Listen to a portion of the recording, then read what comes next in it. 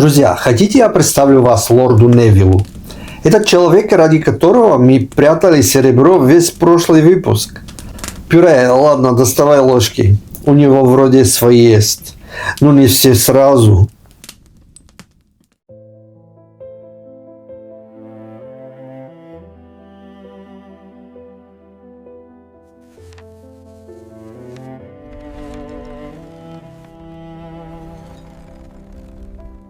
Давным-давно, в XI веке, в Нормандии жил человек по имени Жильбер. Жил он в небольшом, но очень уютном местечке, которое по-французски называлось Нёвиль-сюр-Тук. Если перевести это на наш язык, получается просто «новый город на реке Тук». В те времена фамилий у людей особо не было. Знаете, это было слишком модно и слишком сложно. Поэтому нашего героя называли просто Жильбер из Нёвиля. Или, как это звучало на изысканном французском, Жильбер де Нёвиль. Места в Нормандии было катастрофически мало. Соседи локтями толкались, а амбиции у Жильбера и его семьи были такие, что в один новый город они просто не влезали. Им хотелось не просто садов, а целых графств. И вот однажды поползли слухи. Их сосед, герцог Вильгельм, затеял нечто грандиозное. Он решил, что английская корона сидит на голове нынешнего короля как-то криво. И неплохо было бы это исправить. Вильгельм объявил: «Господа, кто хочет променять свои тесные яблоневые сады на бескрайние английские туманы и замки? Места хватит всем, кто не боится намочить сапоги в Ла-Манше». Наш Жильбер де Нёвиль долго не раздумывал. Он был не просто воином, он был человеком действия. Пока другие чесали затылки, он уже проверял, надежно ли просмолено его судно.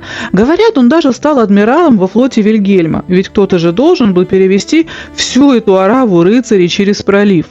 И вот корабли спущены на воду. Паруса поймали ветер, а берега Франции медленно тают в дымке. Впереди чужой берег, битвы и слава, о которой в новом городе никто и мечтать не смел.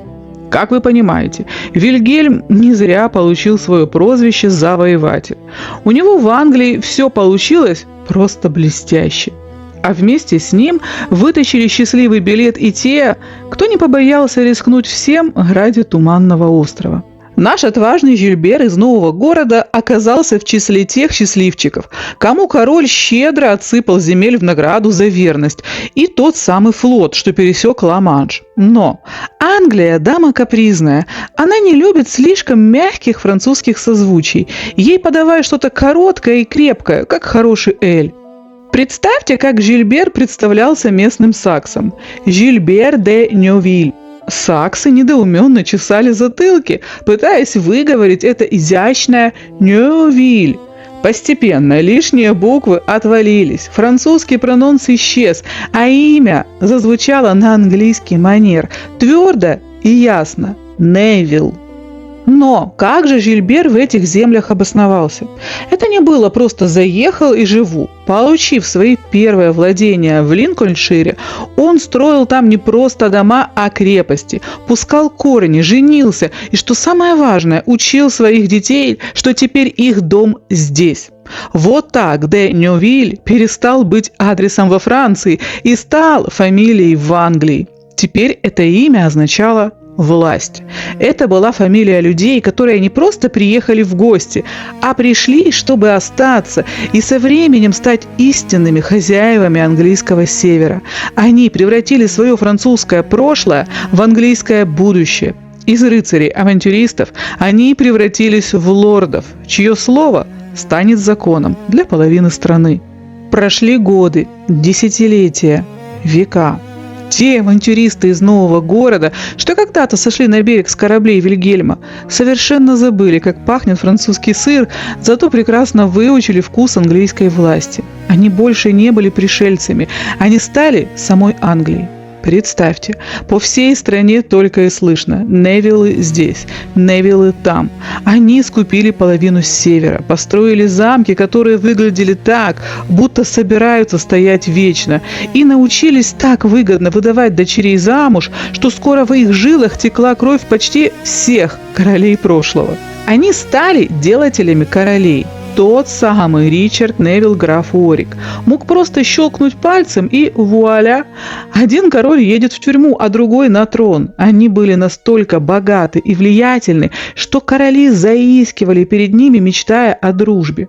И вот, в этой атмосфере абсолютного могущества, когда фамилия Невилл звенела громче золотых монет, мы перемещаемся в суровый, продуваемый ветрами Йоркшир. Там, в величественном замке Снейп, жила одна из самых крепких ветвей этого рода – лорды Латимеры. Хозяином там был Ричард Невилл, второй барон Латимер. Человек суровый, знатный, настоящий воин, который не привык шутить ни с врагами, ни с долгами. И вот однажды, 17 ноября 1493 года, когда северное солнце едва пробивалось сквозь туман, в этом замке раздался крик, который возвестил о продолжении рода. В семье барона Ричарда и его супруги Анны Стаффорд родился сын. Его назвали Джоном. Если вы думаете, что жизнь золотой молодежи в XVI веке – это прогулки на золоченных баржах по Темзе, хвастовство портретами своих завтраков с заморским перцем и томные вздохи в окружении куртизанок на виллах Венеции, то у меня для вас плохие новости. Представьте себе нашего юного Джона Невилла, сын барона, наследник несметных богатств. Казалось бы, сиди себе в замке, дегустируй старое вино и кадри фрейлин. Но нет, в те суровые времена статус лорда не давал права на лень, он давал обязанность быть круче всех остальных. Если мажоры 21 века выбирают между Крушавелем и Мальдивами, то юный Джон коротал время в сырых залах, зубря латынь под присмотром старого капеллана и до синяков тренируясь в фехтовании. Его фитнес-клубом был внутренний двор замка, а тренером суровый рыцарь, который не стеснялся в выражениях. Вместо курсов по инвестициям – уроки управления поместьями, где нужно было знать цену каждой овце и каждому мешку зерна, потому что если ты не можешь посчитать свою прибыль, ты не лорд, ты посмешище. И вот, Джону исполняется 20. Думаете, папа подарил ему быстрый фаэтон или золотые часы? Как бы не так. В 1513 году Джон Невилл получил свою путевку в жизнь.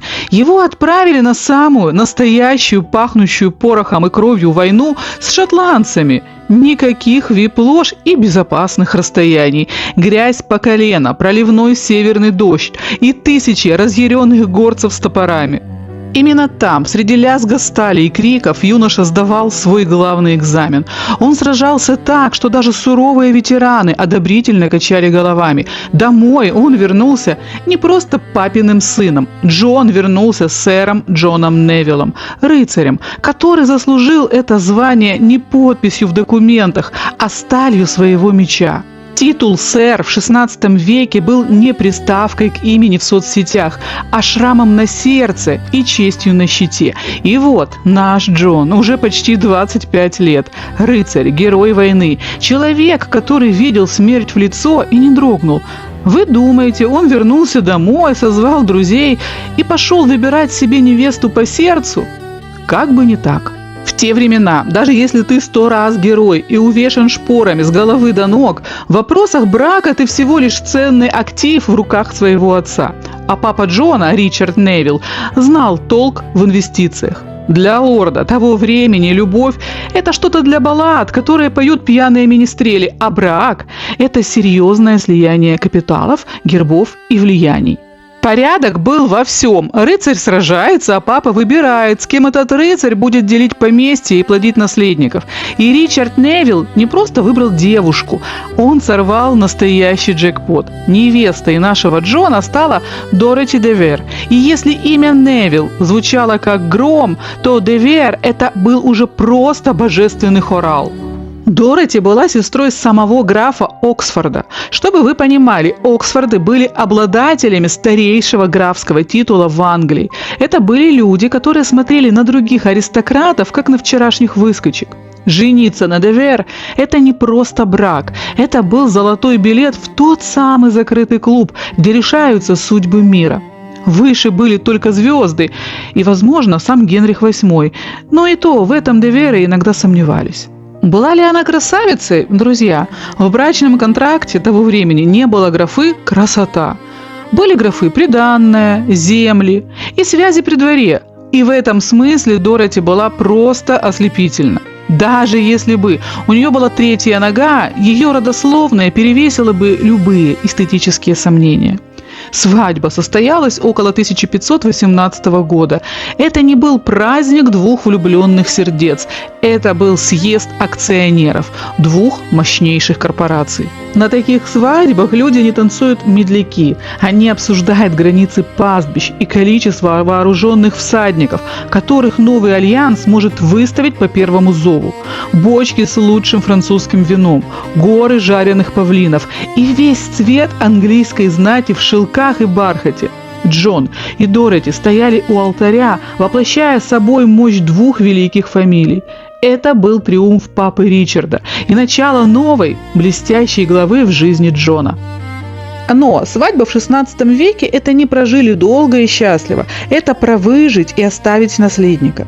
И наш рыцарь Джон и его хрупкая Дороти включились в эту гонку с азартом истинных игроков.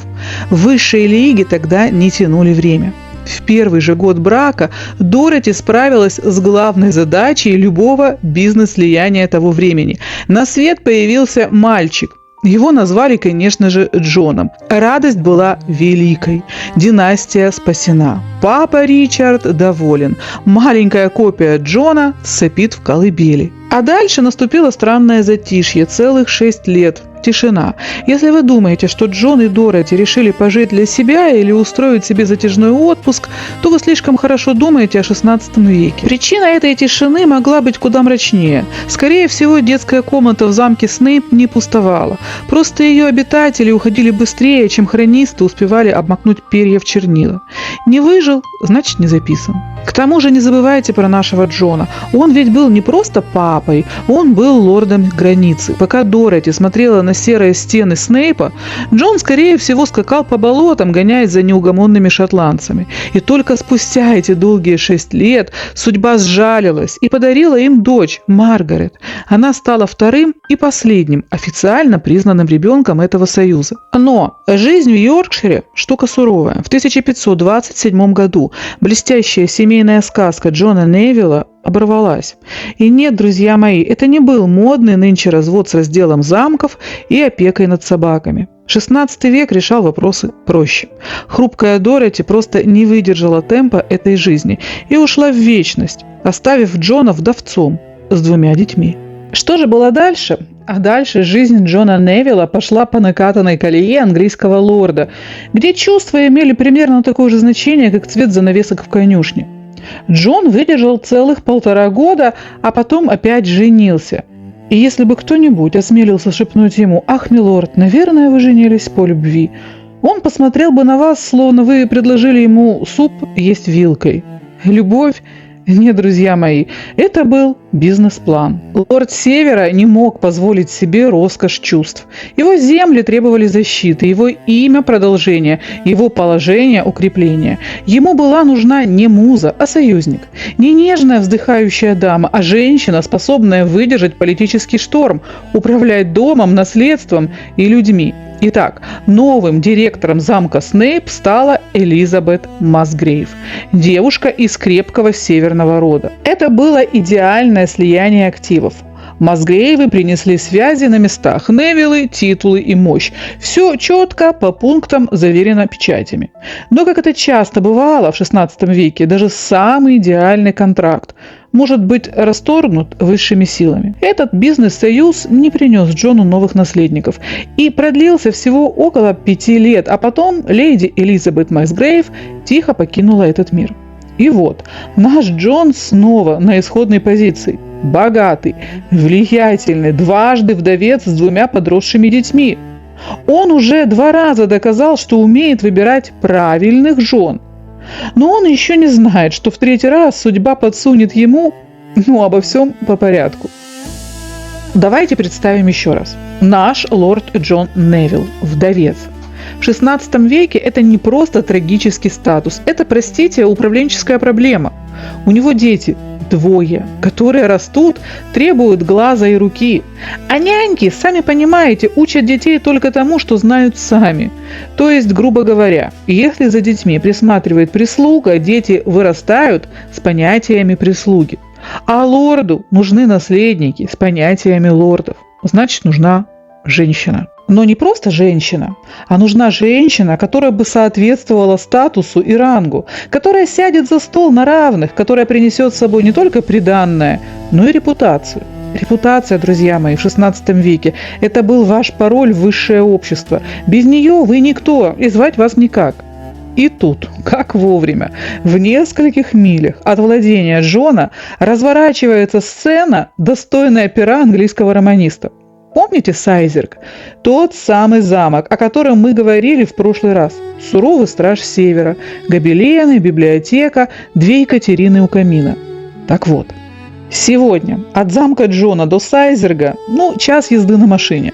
А тогда это было приличное расстояние. День пути, если по хорошей погоде. 2, если дожди размыли дороги. Север, сами понимаете, это не Лазурный берег. И в этом самом Сайзерге, под крылом умудренной опытом Екатерины Стрикленд, она же Екатерина Невилл, дальняя родственница нашего Джона, гостит женщина. Вдова, молода, красива, с прекрасной родословной, с приданным, от которого у любого жениха загорались глаза, с репутацией настолько безупречной, что даже злые языки при дворе не могли сказать о ней дурного слова. Ее зовут Екатерина Парр. Мы в этом ролике не будем пересказывать, как она вдовела. Просто зафиксируем факт. В Сайзерге в этот момент находится очень выгодная невеста. Актив, который ходит, дышит, книжки читает. В общем, явно не глупый актив. И Екатерина Стрикленд. Женщина умная и, что важно, практичная, смотрит на эту ситуацию и делает то, что сделала бы любая уважающая себя родственница. Она берет перо. Если вы ждали романтики под луной, знаете, чтобы министрели пели баллады под окнами, чтобы сэр Джон прискакал на белом коне, чтобы серенады, вздохи, украденные подвязки, боюсь, вы ошиблись эпохой. В XVI веке на севере Англии все делалось тихо, спокойно и аристократично. Екатерина Стрикленд садится за стол, обмакивает перо в чернила и пишет письмо кузену. «Дорогой Джон, приезжай, у нас тут хороший товар». Простите за цинизм, друзья мои, но если вы представляете себе сватовство иначе, вы либо смотрели слишком много диснеевских мультфильмов, либо не знаете, как работала аристократия. Это не было «О, какая прекрасная девушка, подари ей луну». Это было «Есть женщина с такими-то активами, есть мужчина с такими-то активами, их надо соединить, все остальное – детали». И Джон Невилл, получив письмо, поступил ровно так, как поступил бы любой разумный лорд. Он сел на лошадь и поехал смотреть товар. Представьте, вечер в замке Сайзерг. Снаружи северный ветер, внутри тяжелые тени, тяжелая дубовая дверь скрипит, и в зал входит Джон Невилл, лорд Латимер. Он только что проделал путь в 44 мили по бездорожью.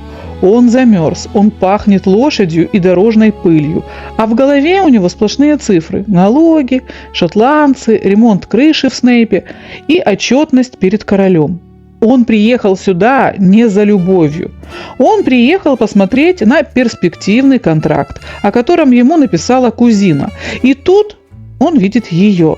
Картина первая. У камина сидит женщина. Она не вышивает розу и не сплетничает со служанками. Она читает книгу. Картина вторая. На нее падает мягкий свет огня, и внезапно суровый мозг лорда с севера выдает ошибку. Он-то настраивался на надежного управляющего в юбке, а перед ним красавица. Но, друзья мои, давайте честно, Джон Невилл ехал сюда не за красотой. Красота в списке требований стояла где-то между умеет ли она выделывать кожу и сколько у нее овец. То есть вообще не стояла. Главное – статус, приданная, репутация, хозяйственность и, конечно, благочестие. Но когда ты замерзал в седле 6 часов, когда твой нос превратился в сосульку, когда ты уже и забыл, как выглядит женщина без шерстяных платков до бровей, И тут ты входишь в теплую комнату, пахнет воском и сухими травами, огонь играет в чьих-то волосах, и эта женщина поднимает на тебя глаза. В общем, Джон Невилл, лорд Севера, прагматик до мозга костей, впервые за долгое время забыл, зачем он приехал. На секунду, всего на секунду. Потому что в голове у него включился тот самый древний механизм, который не зависит ни от титулов, ни от бизнес-планов, ни от политических раскладов. Механизм, который говорит «Ого!». И Екатерина, надо сказать, была действительно красива. По меркам XVI века так вообще писаная красавица. Рыжеватые волосы, правильные черты лица, тонкая талия, которую даже строгие платья не могли скрыть. Современники, знаете ли, не скупились на комплименты в ее адрес, а современники в XVI веке скупились на все, особенно на комплименты. Значит, было за что ее хвалить. Итак, она подняла глаза от книги. Увидела мужчину на пороге, высокого, широкоплечего, с лицом обветренным северными ветрами, с руками, которые явно умеют держать не только перо, но и меч. Ну вот так они и встретились. Без фанфар, без баллад, без глупых ужимок. Просто вечер, просто камин, просто книга и просто мужчина, который вдруг понял, что бизнес-план – это хорошо, но когда в бизнес-плане появляется такая женщина, его хочется послать к черту. Что было дальше? Нас там не было. Но давайте представим, потому что представить это несложно. Человеческая природа за 500 лет не так, чтобы сильно изменилась. Итак, лорд Джон Невилл, барон Латимер. Человек, привыкший к шотландцам на горизонте, к холоду в коридорах и к женщинам, которых за него выбирали. Он видит Екатерину. Красивая? Да, мы это уже поняли. Но красивых женщин лорд Севера видел и при дворе, и в поместьях соседей. Красота она как хороший гобелен. Приятно. Но потом они заговорили.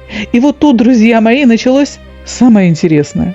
Потому что Екатерина Парр была не просто умна, она была очень умна. Но Джон Невилл был лордом Севера.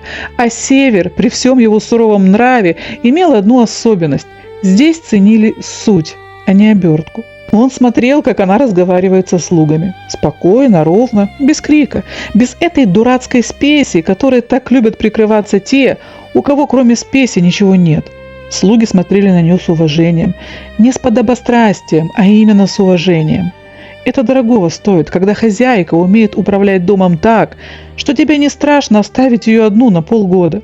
Он смотрел, как она держит себя за столом, как ведет беседу, как слушает, не перебивая, не пытаясь вставить свое «я вот думаю», а именно слушает, запоминает, делает выводы. Он смотрел, как она говорит о книгах, о богословии, о политике, о том, что происходит при дворе. И вдруг он поймал себя на мысли, а с ней интересно. Понимаете, не она подходит под критерий. Не надо бы уточнить размер приданного. Не надо проверить, не болтают ли они дурного при дворе. Нет, ему было просто по-человечески интересно с ней разговаривать. А когда мужчине интересно с женщиной, это начало конца. Или начало, смотря что считать концом, а что началом. И тут до него дошло окончательно. Эта женщина клад. Не просто хорошая партия, не просто подходящая вдова с приданным, а именно клад. Та самая редкая порода женщин, которые встречаются раз в поколении, и то, если повезет, с которой можно не только детей растить и поместье вести, с которой можно говорить, спорить, молчать рядом, думать вслух. И если он сейчас уедет, если он промедлит, если он начнет разыгрывать северную неторопливость, эту женщину уведут, потому что такой товар на рынке невест долго не задерживается. Такая женщина, простите за цинизм, достойна короля. И Джон Невилл, лорд Севера, прагматик до мозга костей, вдруг понял, что в его бизнес-плане появился пункт, которого там быть не должно было – срочность. Не просто надо бы подумать, а надо брать. Сейчас. Немедленно. Пока кто-то умнее, быстрее или выше титулом не прискакал. И если ты ее упустишь, будешь жалеть до конца дней. Жалеть, когда она выйдет за другого. Когда ее имя прогремит при дворе. Когда ты будешь сидеть в своем северном замке и думать, а ведь могло бы быть иначе.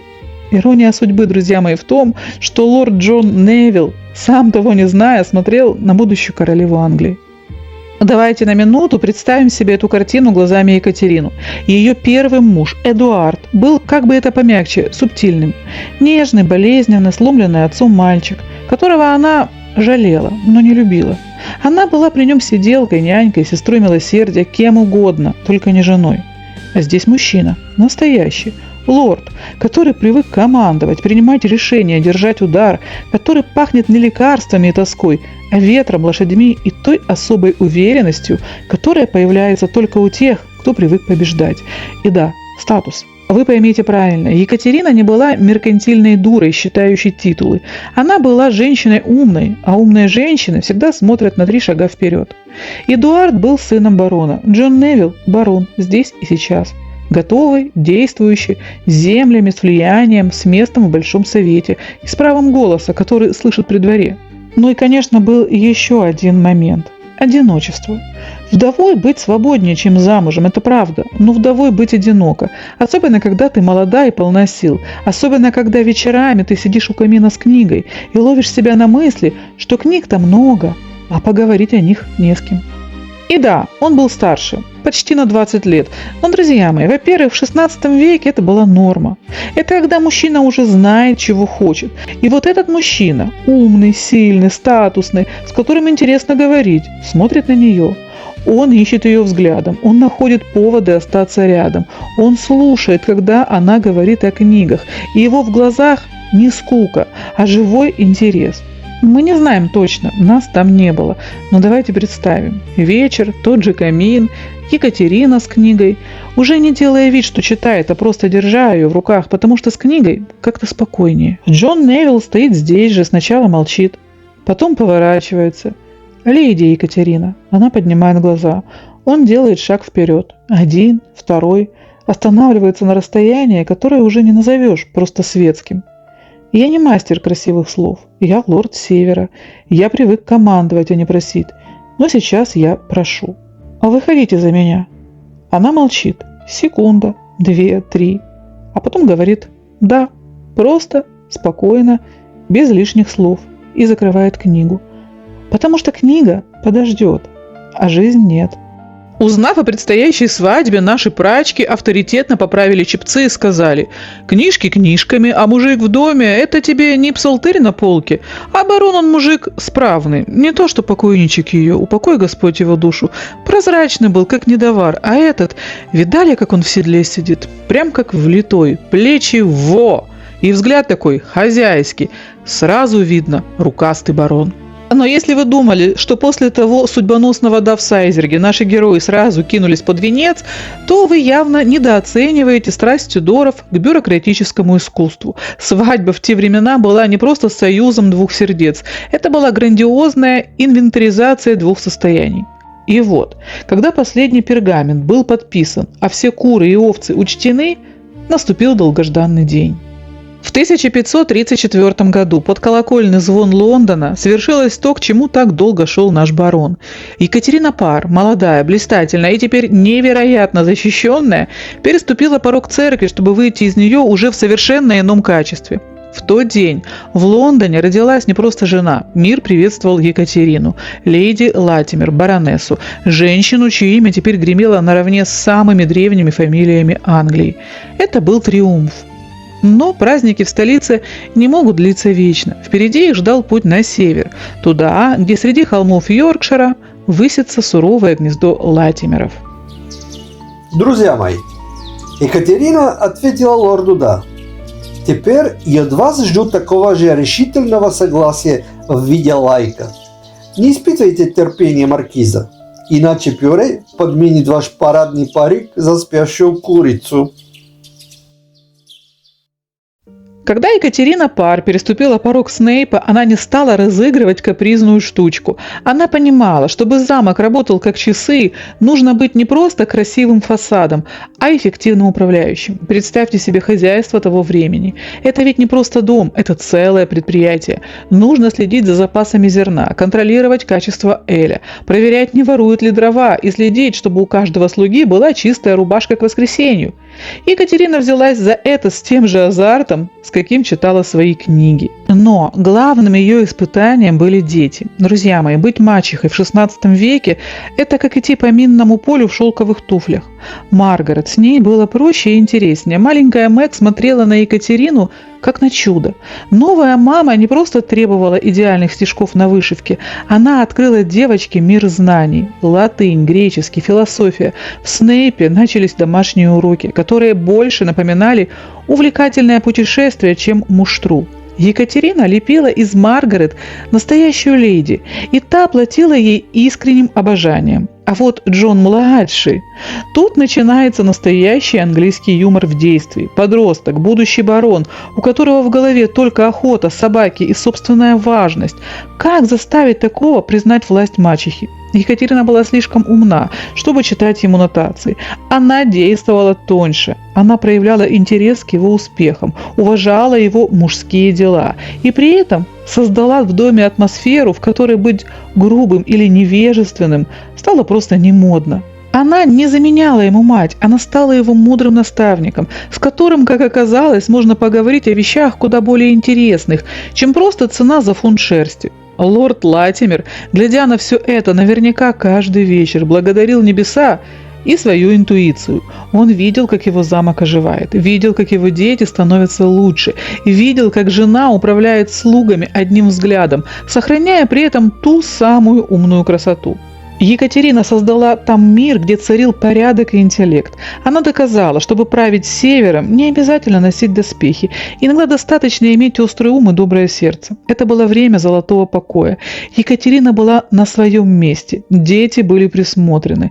Муж был горд. Казалось, так будет всегда. Но мы-то с вами знаем, что английская история не любит долгих пауз без драмы. Но прежде чем мы перейдем к трагедии, давайте я вам на нормальном человеческом языке объясню, что же тогда вообще творилось в Англии. Объясню так, чтобы поняли абсолютно все. И да, товарищи с блокнотиками, которые сейчас замерли и следят за каждым моим словом. Я здесь не экзамен по теологии сдаю и не диссертацию защищаю. Я рассказываю историю на человеческом языке. Так что блокнотики можете пока отложить. Мы здесь общаемся по-простому, по-нашему. Представьте себе жизнь на севере. В те времена это суровый край, где люди работают от зари до зари. И все их мироздание держится на двух вещах – на земле и на монастыре. Для современного человека монастырь – это что-то далекое. А тогда поставьте себя на место обычного работяги или той же прачки. Монастырь – это ваш пенсионный фонд и собес. Если вы заболели, вы идете туда за лекарствами. Если наступил голодный год, там вам дадут зерна, чтобы вы не протянули ноги. Монастырь – это школа и банк. Там учили детей грамоте, там можно было перехватить денег в долг. Вот честное слово, там хранили важные документы. Монастырь – это единственное светлое место среди серых будней и грязи. Это был островок красоты, где пели красивые песни и давали надежду, что после всей этой тяжелой жизни будет рай. Люди привыкли к этому укладу. Это была их стабильность, их нормальная жизнь. А теперь перенесемся в Лондон. Там сидит король Генрих VIII. Он никогда не был в вашей деревне. У него свои проблемы. Он хочет развестись. Он хочет власти. И что греха таить? Ему очень нужны деньги. И вот король, который в глаза не видел ни вас, ни вашего соседа-пахаря, издает указ. Все, ребята, ваши монастыри – это неправильно. Мы их закрываем. Золото забираем в казну, а монахов выгоняем на улицу. А теперь представьте, к вам в деревню приезжают наглые чиновники из столицы. Они заходят в ваш родной монастырь, где крестили ваших детей и лечили вашу мать. И начинают сдирать золото с икон, выносить серебряные чаши и вешать замки на двери. Для человека того времени это был шок. Это как если бы сегодня у вас разом отключили интернет, закрыли все больницы, обнулили счета в банках и сказали, что теперь это грех, это преступление. Вот стали бы вы это терпеть? Северяне не стали. Для них это была не просто политика, это было покушение на саму жизнь. И в этот момент люди на севере поняли, либо мы сейчас поднимем вилы и покажем зубы, либо от нашего мира не останется камня на камне. В воздухе запахло большой бедой. Люди не просто злились, они были в отчаянии. И вот сидит наша прачка Марта и выдает ту самую базу, в которую тогда свято верил весь Йоркшир. Король-то наш Генрих, человек святой, от Бога поставленный. Он и знать не знает, что у нас тут монастыри грабят, да хлеб отбирают. Это все Кромвель, Ирод столичный, да министры его жадные уши государю серой залили. Кабы Генрих про наши беды прознал, он бы их всех на первом же суку развесил. Вот она, классика жанра, царь хороший, бояре плохие. И это не просто глупость, друзья мои, это была единственная форма психологической защиты. Признать, что тебя грабит сам помазанник Божий, это значит потерять почву под ногами. Проще верить, что до царя просто не доходит правда. Вот на этой наивной вере в доброго короля и выросло самое мощное восстание столетия. Люди шли не против Генриха, они шли к Генриху, чтобы спасти его от его же министров. Но толпа без лидера – это просто шум. Чтобы это превратилось в силу, нужен был кто-то с головой на плечах. Главным героем или злодеем, смотря с какой стороны вы смотрите, стал человек по имени Роберт Эск. И тут, внимание, он не был каким-то неграмотным пахарем, он был лондонским юристом. Представляете? Умный, образованный человек, который ехал домой на север, увидел, что творится в его родных краях и понял – так, ребята, тут дело пахнет керосином. Ну да, я знаю, керосина тогда не было. Надо все организовать по закону. Это был гениальный ход. Он не назвал это кровавым бунтом, он назвал это красиво – благодатное паломничество. Почему именно паломничество? Они не шли убивать короля, боже упаси! Убить короля – это страшный грех. Они шли как паломники, впереди несли не просто топоры, а знамена с изображением 5 ран Христовых. Их логика была такая: наш король – золотой человек, его просто обманули злые советчики. Томас Кромвель. Мы сейчас придем в Лондон, вежливо все объясним, выгоним плохих парней и заживем как раньше. Это восстание вспыхнуло не в одной деревне, оно охватило весь север. Все забурлило. Представьте себе армию в 30 тысяч человек. В те времена это была просто невероятная сила. У короля Генриха в Лондоне в тот момент не было и трети такого войска. Эти люди заняли Йорк, они заняли Халл. Они были настолько организованы, что даже не грабили. Они требовали порядка и старой веры. Но Роберт Эск понимал одну вещь. Если восстание возглавят только юристы и крестьяне, это просто чернь.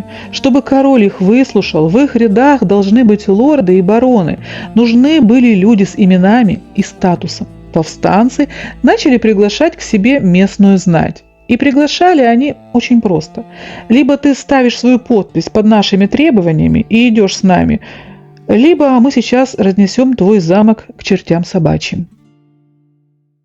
А теперь представьте нашего Джона Невилла.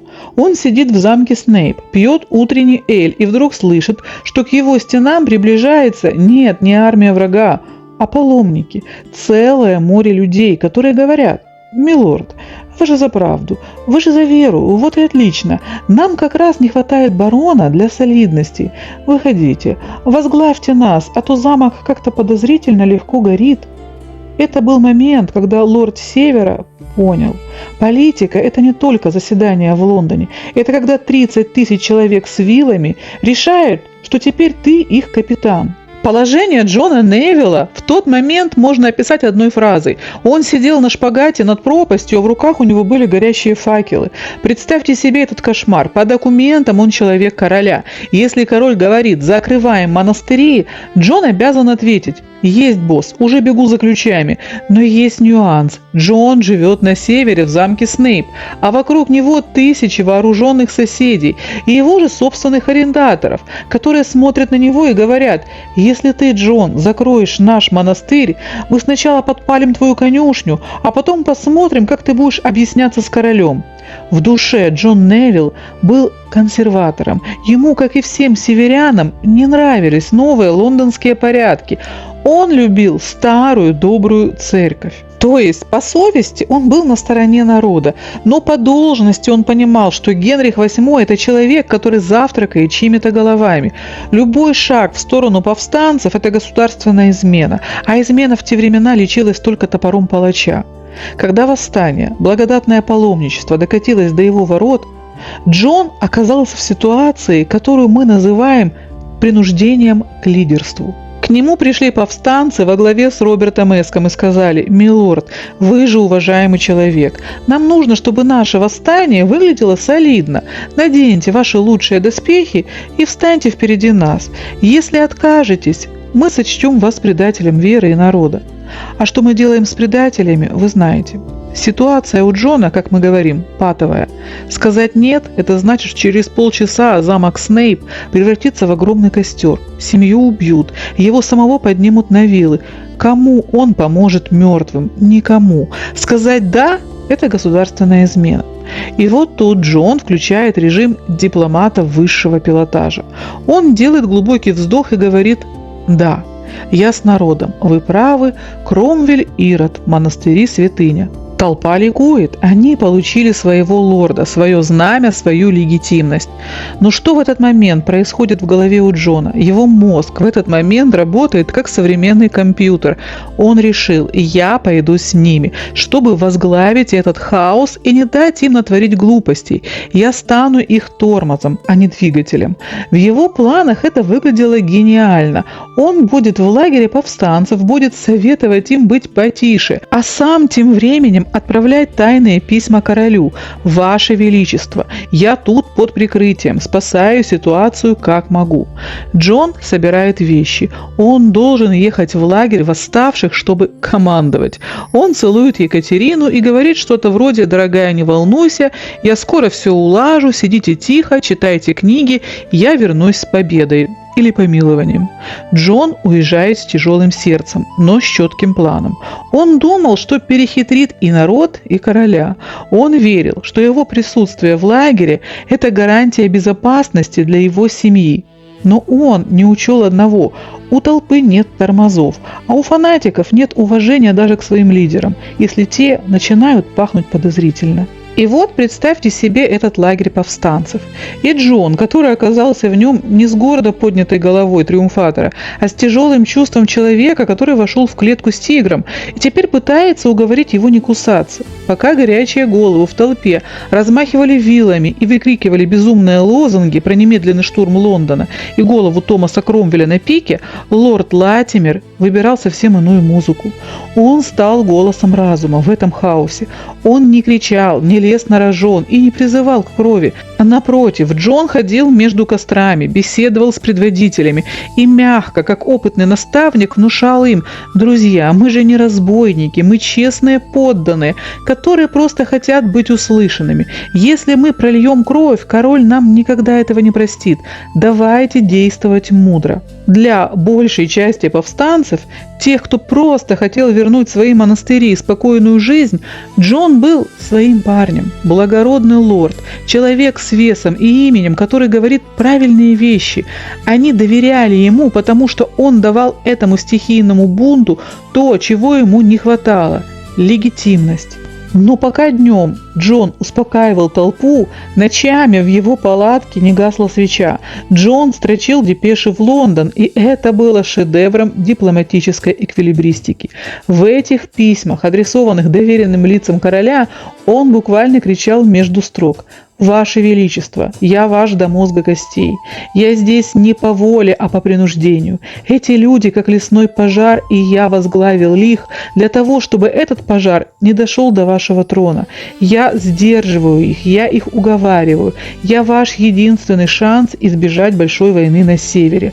Он выставлял себя тайным миротворцем, который жертвует репутацией, чтобы спасти порядок в стране. Но пока наш Джон Невилл шлифовал свои письма, в тени костров назревал совсем другой разговор. Знаете, в любом большом деле всегда найдутся те, кому слишком долго, слишком мягко и слишком умно. Представьте себе этот контраст. С одной стороны, Джон – аристократ, который верит в правила, законы и в то, что с королем можно договориться. Для него политика – это партия в шахматы. А с другой стороны, Николас Мастгрейв. Кто он был? Он не был лордом. Он был тем, кого называли капитаном общины. Лидер простых работяг, мелких фермеров и тех, у кого за душой не было ничего, кроме веры и старого топора. Это был человек земли, прямой как палка и такой же твердый. Для Николаса и его парней мир выглядел иначе. Дипломатия – это для слабаков и предателей. Письма королю – это просто способ дать Лондону время собрать армию, чтобы потом нас всех перевешать. Переговоры, пока лорды едят мясо в замках и обсуждают статьи, простые люди мерзнут в полях и голодают. Николас не понимал гладких углов. В его голове все было просто. Если король обидел народ, надо идти и брать свою силой. Его банда – это были простые суровые мужики, которым надоело ждать. Они смотрели на Джона и видели не мудрого лидера, а скользкого типа, который одной рукой обнимает повстанцев, а другой строчит доносы королю. Для Николаса Джон был чужим, слишком надушенным, слишком грамотным, слишком подозрительным. К январю 1537 года Николасу надоело слушать речи Джона. Он видел, что паломничество буксует. Ему казалось, что лорды специально тянут время, чтобы слить восстание. Взбесило его именно то, что Джон пытался все решить по-умному. Фанатикам не нужен был ум. Им нужно было действие. Им хотелось рубить головы тем, кто закрыл их церкви, а не просить у них прощения. И Николас решил, если главный дипломат не хочет воевать по-настоящему, мы заставим его. Мы найдем его слабое место. Мы покажем ему, что бывает с теми, кто пытается играть в двойные игры с народом. Вот так столкнулись две Англии. Одна в шелках и с пером, другая в мешковине и с вилами. И вторая Англия решила, что пора перестать слушать сказки и начать действовать. Николас Масгрейв уже не смотрел на Джона. Он смотрел в сторону замка Снейп, где в тишине и покое жила ничего не подозревающая Екатерина Парр. Представьте себе замок Снейп. Снаружи северный ветер, а внутри тихая гавань. Екатерина сидит у огня, рядом дети Мэг и Джон. В этот момент замок кажется самым безопасным местом на земле. Екатерина хозяйка, она здесь закон и порядок. Она верит, что ее муж там, в лагере, уже обо всем договорился. И вдруг идиллия не просто заканчивается, она лопается, как тонкое стекло. Сначала доносился гул. Сначала кажется, что это просто порыв ветра, но звук нарастает, превращается в рев сотен глоток, лязг железа о ворота, крики стражников, которые мгновенно захлебываются в этой волне ярости. И вот двери распахиваются. В дом врываются не благородные воины, а остервеневшие, грязные, пахнущие дешевым элем мужики. Во главе их тот самый Николас, человек, чьи глаза горят не верой, а фанатизмом и жаждой власти. В их руках топоры, те самые, которые они еще вчера рубили дрова, а сегодня готовы рубить жизни. Слуги, те, кто должен был защищать, в ужасе жмутся к стенам. И в центре этого безумия остается она, одна. Друзья мои, поставьте себя на ее место. Вы аристократка. Вас учили латыни, греческому и танцам. Вы никогда не видели занесенного над вашей головой топора. Ваше сердце колотится так, что, кажется, сейчас разорвет корсет. Но вы не имеете права даже на один всхлип. Почему? Потому что за вашей спиной двое детей. Они смотрят на вас, как на единственного Бога в этом аду. А повстанцы, они не пришли за истиной, они пришли за добычей, как дикари, которые впервые увидели сокровище, они начинают методично уничтожать ее мир, с треском срываются со стен гобелены, сундуки вскрываются топорами, на пол летят драгоценные ткани, серебряные кубки, книги. Для этих людей это просто мусор. Замок Снейп грабят на ее глазах, превращая ее дом в обглоданный скелет. Но представьте себе всю нелепость и трагизм этой ситуации. Эти люди пришли в замок под святыми знаменами Христа, выкрикивая лозунги о спасении души Англии и защите веры. Но пришли они, вот парадокс, чтобы обидеть и запугать женщину. Для этой толпы, разгоряченной Элем и собственной дерзостью, Екатерина была просто бабой, очередным трофеем, заложницей, которую можно запереть в комнате и использовать как рычаг давления на лорда Латимера. Они ожидали увидеть слезы и мольбы о пощаде или, в крайнем случае, немое оцепенение.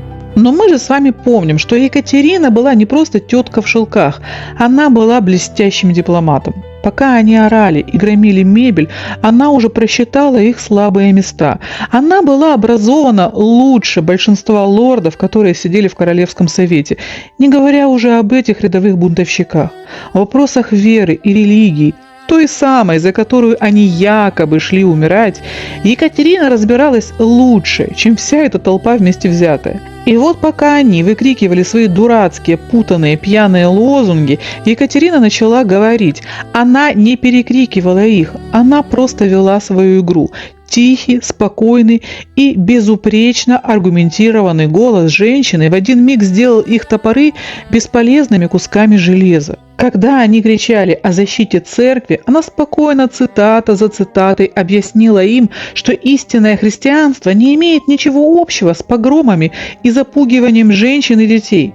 Представьте мужика с топором, который пришел убивать еретиков, и встречает леди, которая цитирует ему святых отцов и смотрит на него не с ужасом, а с ледяным презрением интеллектуала.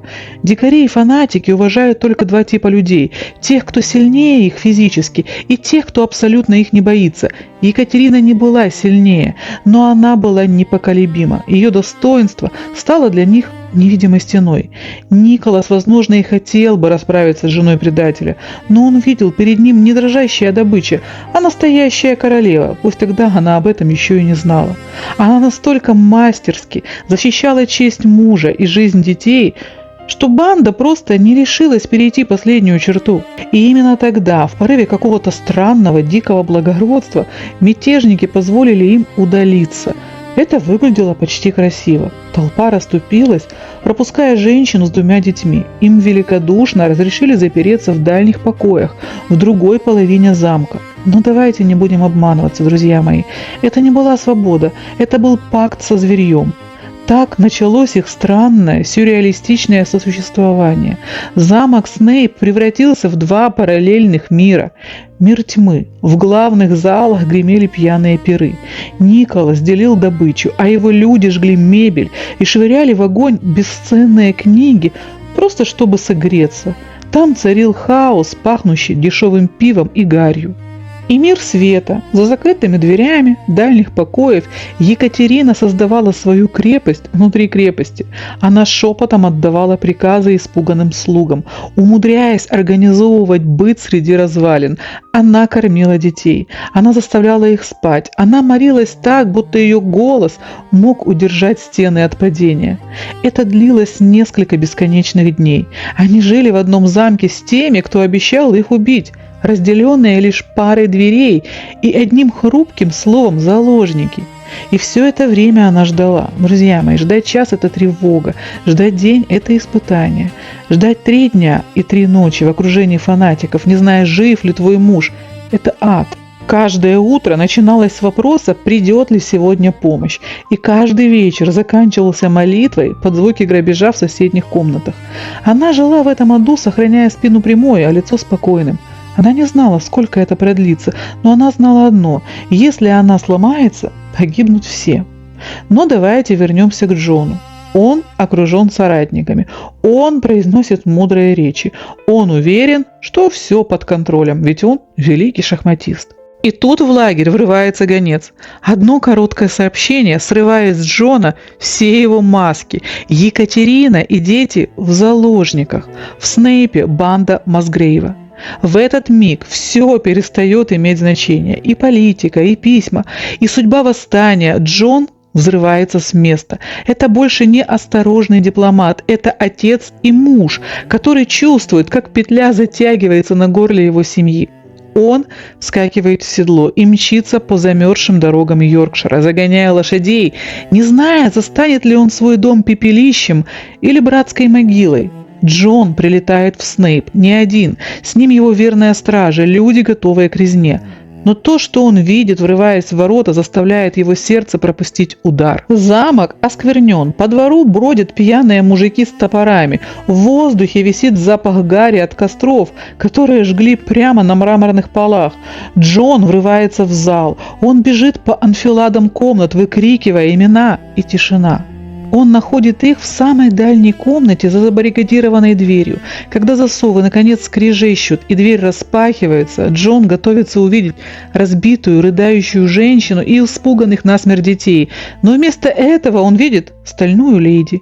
Екатерина Парр стоит посреди разгромленной комнаты, бледная, но с таким взглядом, перед которым отступают даже дикари Мастгрейва. Она не плачет, она не дрожит, она как нерушимая колонна, а рядом с ней дети, Мэг и Джон. В этот миг она стала для них всем. Слава Богу, друзья мои, для них тогда все это закончилось хорошо.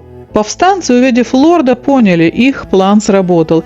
Им не нужно было убивать Екатерину. Напротив, живая семья – это лучший крючок, на котором они теперь держали Джона Невилла.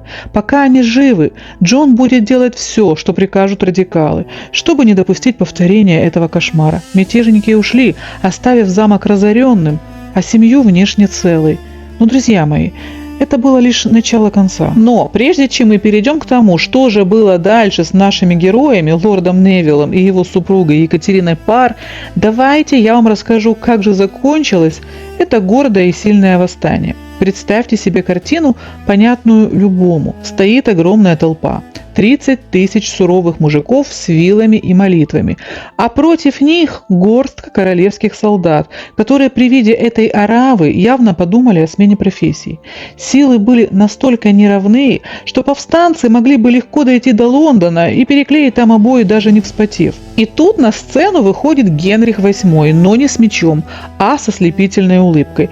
Он присылает своего верного герцога Норфолка, который говорит: «Ребят, ну что вы в самом деле? Король все прочитал, король все понял, он вас обожает. Давайте так, вы расходитесь по домам, к своим коровам и женам, а мы проведем в Йорке огромный парламент и все исправим. А за бунт, ну честная королевская, никто вас не накажет. Вот вам бумажка с печатью, общее помилование».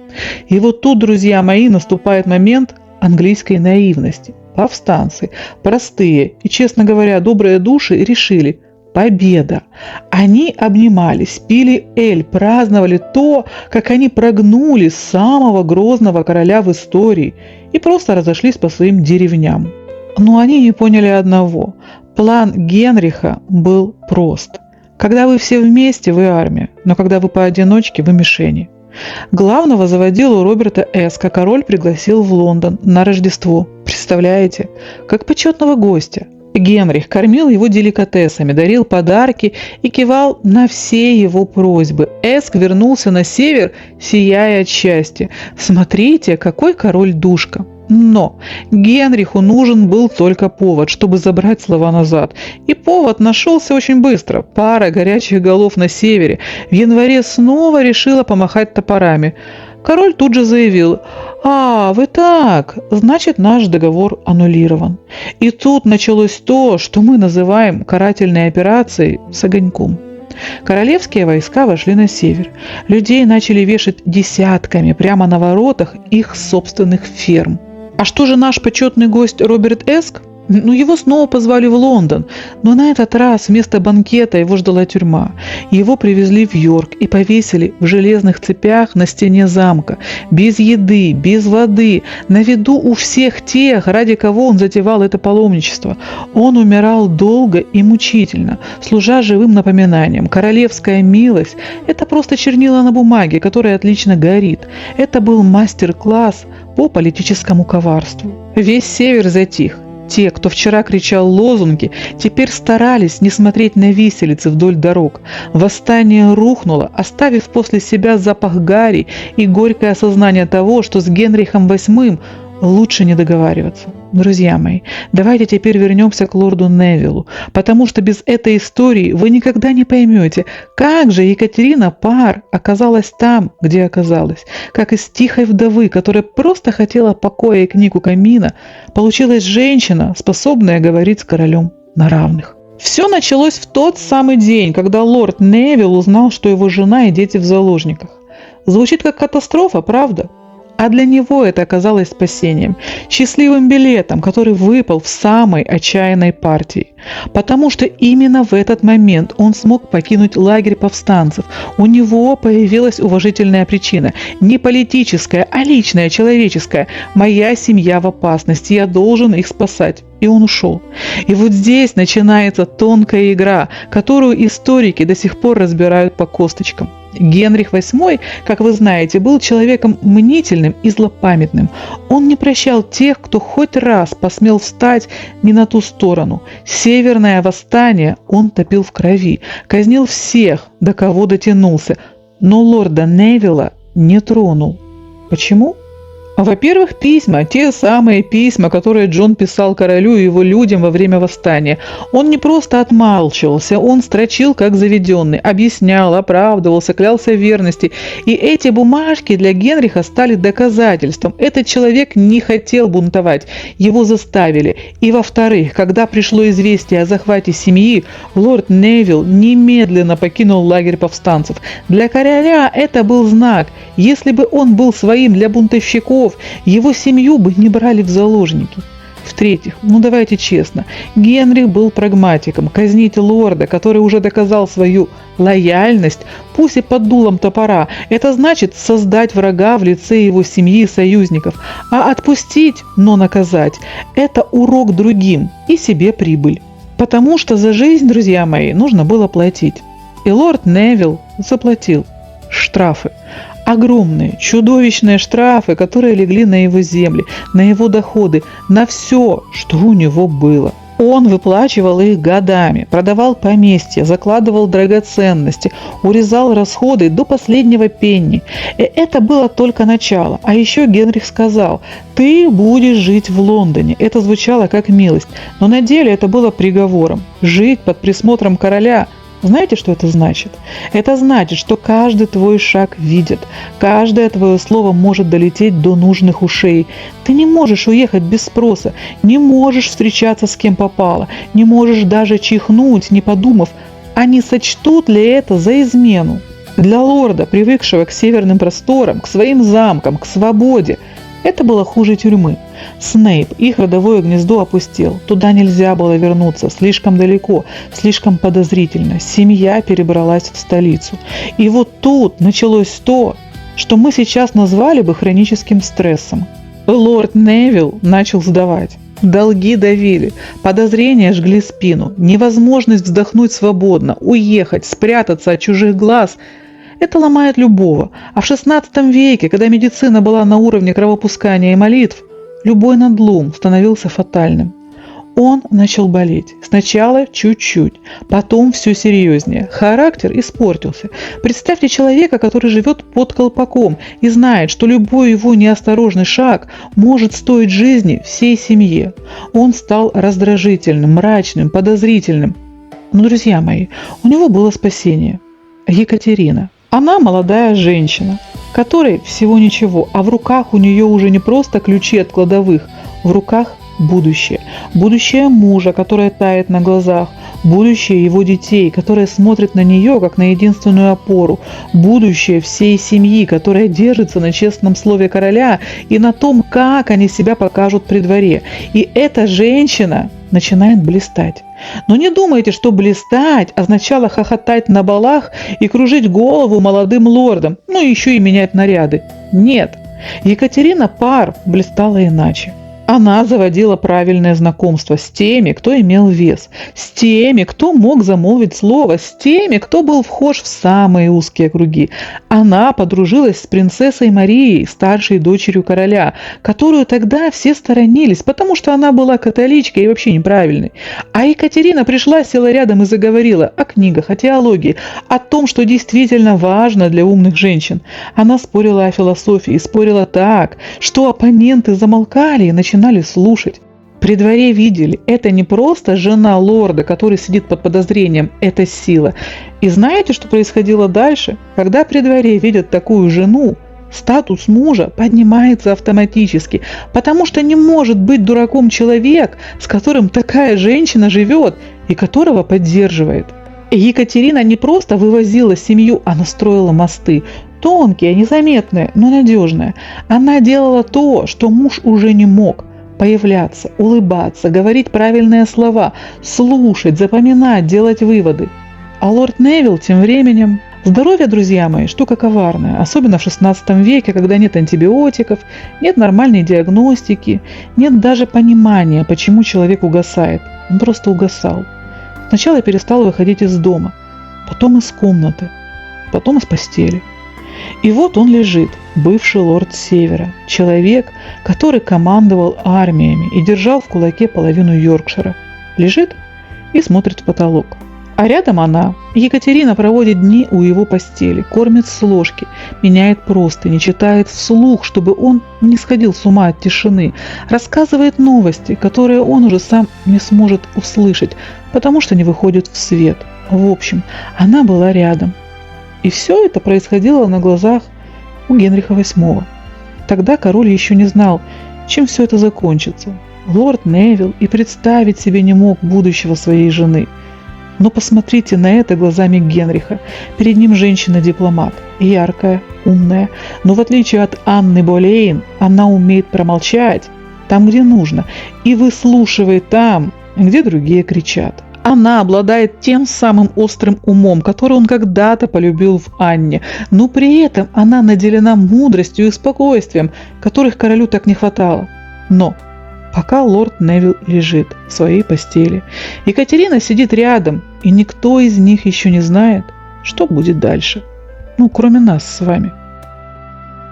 2 марта 1543 года все закончилось. Джон Невилл, третий барон Латимер, лорд Севера, человек, который 9 лет назад приехал в Сайзерк смотреть товар, а нашел женщину, с которой захотел говорить до старости, закрыл глаза. Ему было 49 лет. Екатерина стала вдовой во второй раз. 9 лет, друзья мои, 9 лет вместе. Война, восстание, заложники, Лондон, подозрения, долги, болезни. Все это они прошли вдвоем. И вот теперь она одна. Но Джон, уходя, позаботился о ней так, как умеют заботиться только настоящие мужчины. В сентябре 1542 года, чувствуя, что силы уходят, Джон Невилл составил завещание. И это был не просто список имущества, это был документ, в котором прозвучало все, что он не договорил при жизни. Он оставил Екатерине солидное поместье с доходами и землями. И самое главное, он оставил ей своих детей. Да, в завещании Джон Невилл назначил Екатерину опекуншей своей дочери Маргарет и управляющей делами сына Джона. Понимаете, что это значит? Это значит, что он доверил ей самое ценное, что у него было. Не земли, землю можно купить, не титулы, титулы наследуются по крови, а детей, живых, дышащих, уязвимых детей, которым нужна была защита в этом жестоком мире.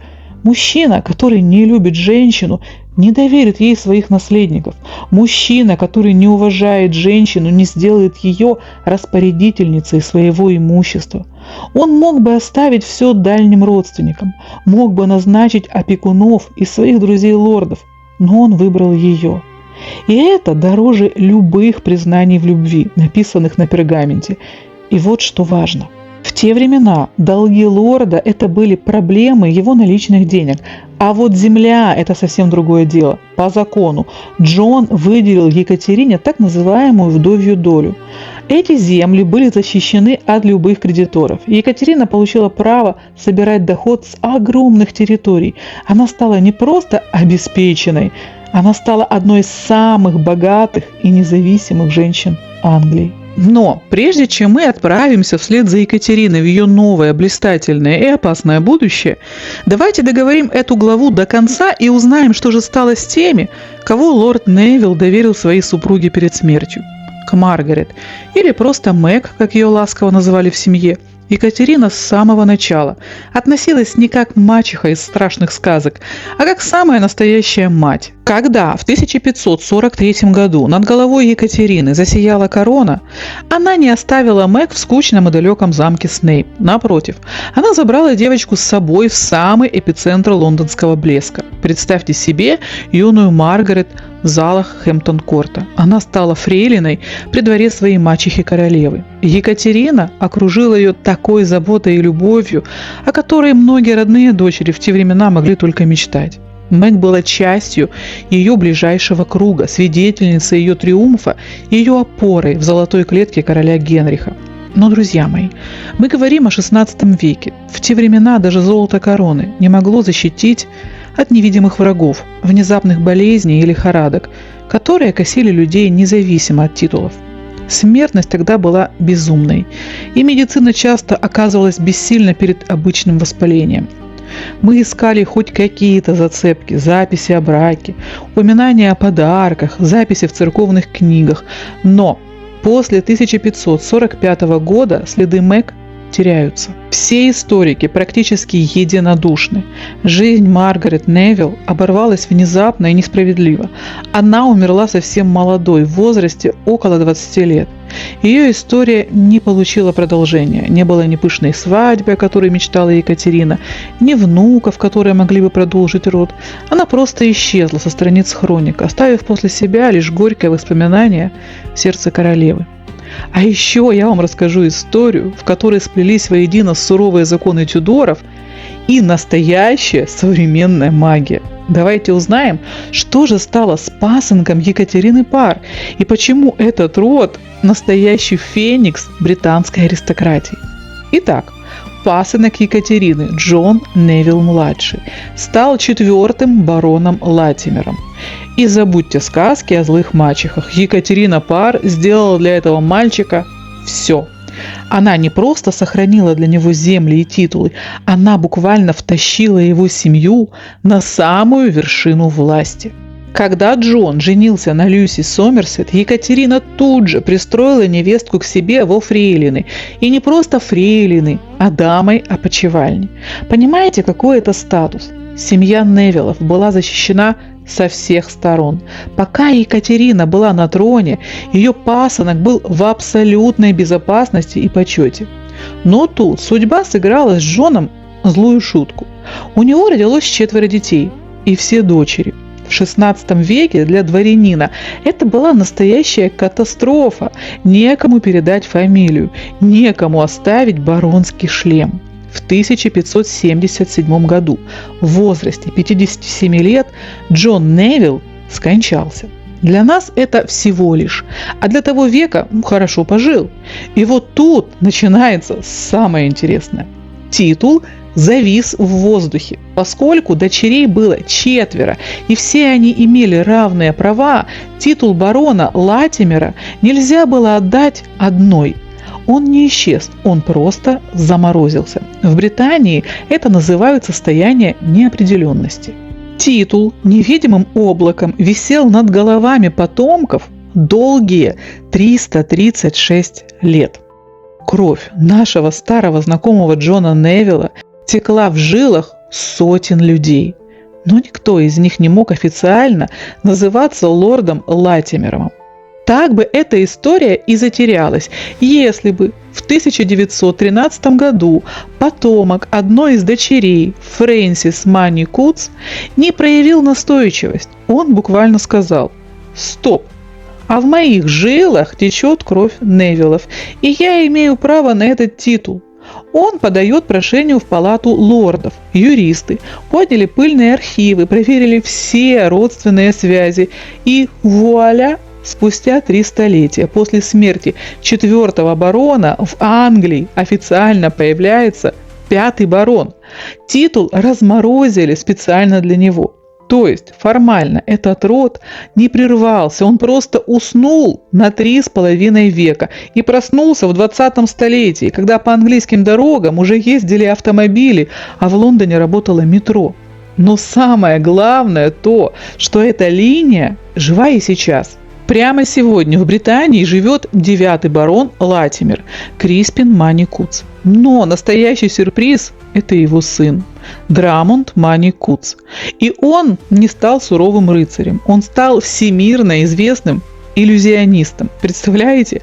Потомок того самого лорда из замка Снейп, которого Екатерина Парр когда-то спасала от гнева Генриха VIII, сегодня показывает магические трюки по всему миру. Вот уж действительно магическая линия Невиллов. Ну а что же Екатерина? Ей 31 год, возраст расцвета, мудрости и невероятного богатства. Она независима, она блистает в Лондоне, и черные вдовьи шелка ей к лицу. Но Лондон – это не только залы дворцов, это еще и берега Темзы, где тоже творится настоящая история. Ведь кто знает о жизни господ больше, чем их прачки? И вот, самая бойкая из них сознанием дела говорит: наша вдовушка-то долго в черном не задержится, помяните мое слово. Говорят, на нее уже кое-кто глаз положил. Да не кто-нибудь, а сам дядя наследника, Томас Сеймур. Не король, конечно, но тоже человек, знаете, видный, хоть и пройдоха, каких свет не видывал. Так что скоро, помяните мое слово, скоро зазвонят колокола. Но прачки были правы лишь наполовину. Колокола действительно зазвонят. Только вот звенеть они будут не в честь амбициозного красавца Сеймура. В этот раз судьба или чье-то очень тяжелое внимание решила переиграть всех. И пока Екатерина ловит на себе влюбленные взгляды Томаса, из тени дворцовых покоев на нее уже смотрит тот, чье желание – это закон, а любовь – это золотая клетка, из которой нет выхода.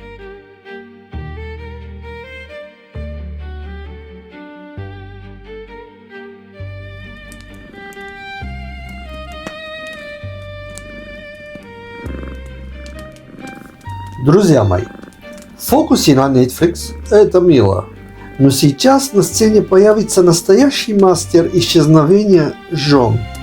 Маркиз, забудь про ложки, кажется, теперь нам нужно прятать головы. До встречи в следующей серии.